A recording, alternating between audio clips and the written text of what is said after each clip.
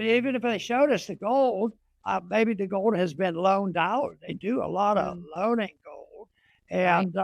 and they have other ways of having a gimmick to deceive the people, and they can get away with that for years and years because you know from the beginning of the Fed with the gold at $20 an ounce, it went all the way to 1971 by just lying to the people, and Mhm. then when they said we have to admit, well, we're broke and we don't have the gold. What happened to the ratio? Well, I've talked about that for a long time because when a country debases its currency, then they debase the currency by being dishonest. And we've been dishonest probably immediately after the Fed was created because back then there was a ratio of $20 to 1 ounce of gold. And yet we were still very wealthy after World War II, even wealthier. And so nobody really cared as long as people trusted it to the dollar. So the spending was endless. But before 1971, I remember becoming interested in all that was going on. And there were people back then, especially the free market economists, the Austrian economists, were predicting that you can't do this. It's going to break down. And so on August 15th, 1971, that was a real revelation to me. It was a confirmation that the things that I had been reading came true. It was a bankruptcy, and they, in 1933, they took away the right to own gold. So it is. And so I had bills in to audit not audit the Fed, but audit the gold holdings too. And the idea has come up, but back at the end of the 70s, I introduced a resolution along with Senator Helms to study the monetary system, the world monetary system. And during that commission that was established, we had one vote. There were 17 members of the commission, and I brought up the subject of auditing gold because if you're going to start over again, you ought to know what you have. What are your real assets? And so I did get a vote on the committee about what we should do, and I didn't do so well. The vote was 15-2 against the auditing. It just for look at us, just Wow. tell us we have the gold or not. But that's what happens when they destroy a currency. A trust is only restored when you have the return of honest money. No, I don't. But I don't have evidence to prove it. A lot of people write about it and explain it. But no, in a way, if they did, why wouldn't they want to clear the air? Why wouldn't they have a commission that I was included in? Let's go and see and convince us that you have the gold. So no, and even if they showed us the gold, maybe the gold has been loaned out. They do a lot of Mm, loaning gold, right. and they have other ways of having a gimmick to deceive the people, and they can get away with that for years and years because from the beginning of the Fed with the gold at $20 an ounce, it went all the way to 1971 by just lying to the people, and Mhm. then when they said we have to admit, well, we're broke and we don't have the gold. What happened to the ratio from 1971 to 1979, 1980? Gold went from $35 an ounce up to $3,000 where it is now, close to $3,000. So that's a lot of catching up to do. Mhm. But people money it deserves confidence, and if you have confidence in a fiat currency, it works for a long time. But when you lose confidence, which is what's happening, people are losing confidence internationally, and that is why other countries are talking about starting a new currency, and the other countries are getting together and starting to Mhm. talk about it, a competing currency. And I think that's a sign of the times that our dollar is in bad shape.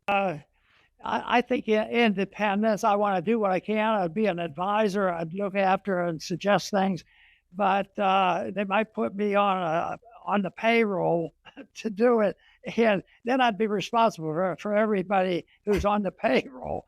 So I guess I have an independence about me that I would, I would urge it, and I encourage people to do it, and audits are great.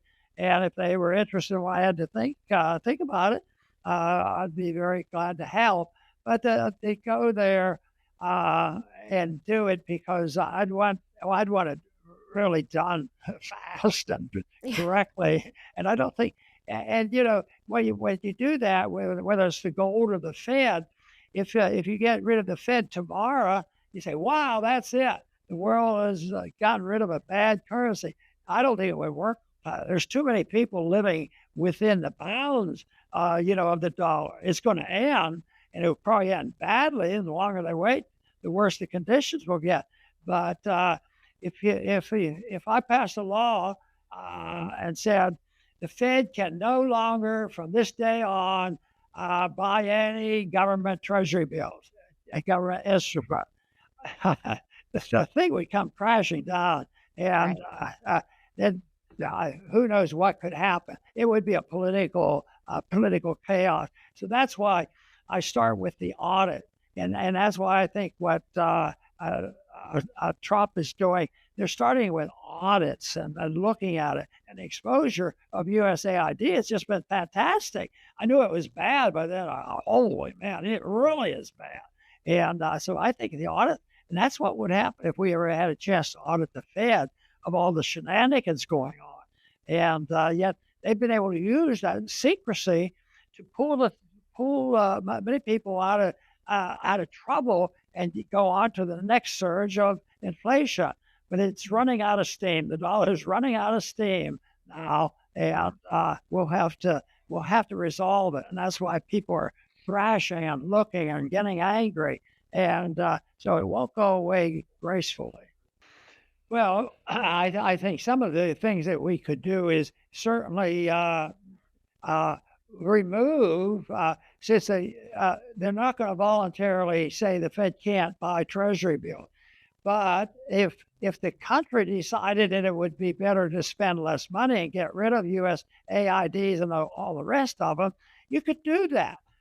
If you wanted one big thing to restore confidence in the system, you'd get major overhaul of our foreign policy and bring our troops home.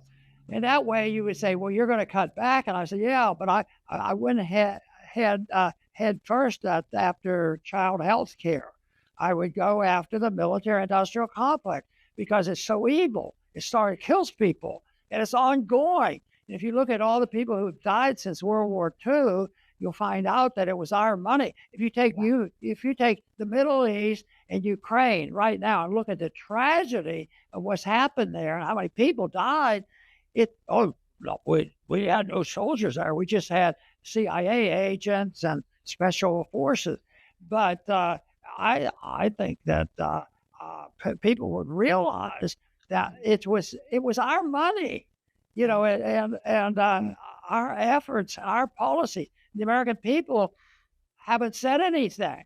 And that's what I've tried to do is get people. But I think you could cut there and say, I'm not going to cut next month, food stamps for poor people.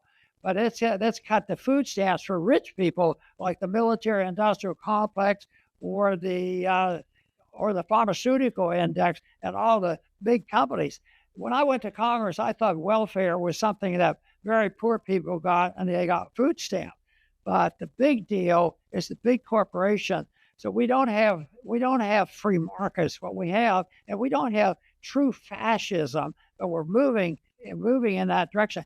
But we have a system of corporatism, and that is the business of people work very closely, and they're part of the whole system. And I think the more you'll read about what Biden was doing, they were deeply involved with corporations, and their goal is to pay off their friends and for them to get very rich. And but the system rules finally because they always overstep themselves. Foreign policy, I think we've overstepped ourselves.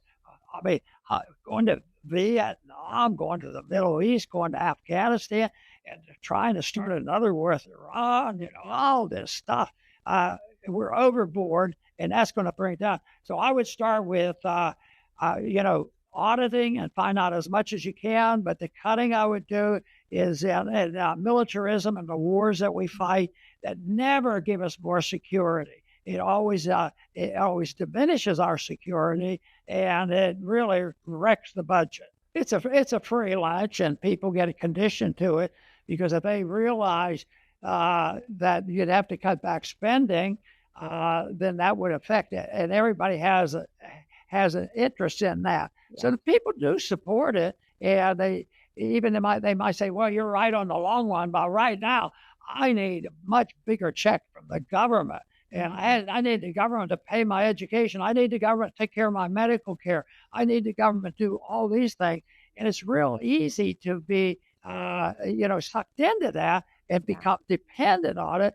And the only party I know of that ever made a point, there's no such thing as a free lunch.